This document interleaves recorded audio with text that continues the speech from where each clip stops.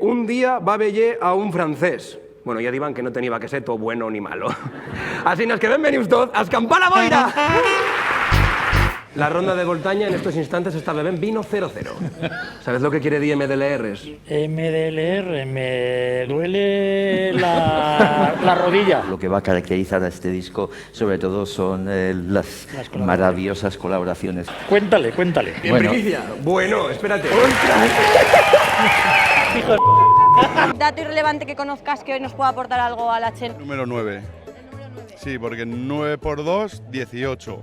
8 más 1, 9. 9 por 3, 27. 2 más 7, 9. 2 minutos hay que limpiar los caracoles antes de cocerlos.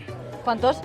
Muchísimos. Rosalén, no aquí esto, perder la oportunidad de saludatos a vosotros. ¿Y qué les voy a decir yo a mis primicos de la ronda de Voltaña? Y en comienza esta nueva temporada de Escampar la Boira.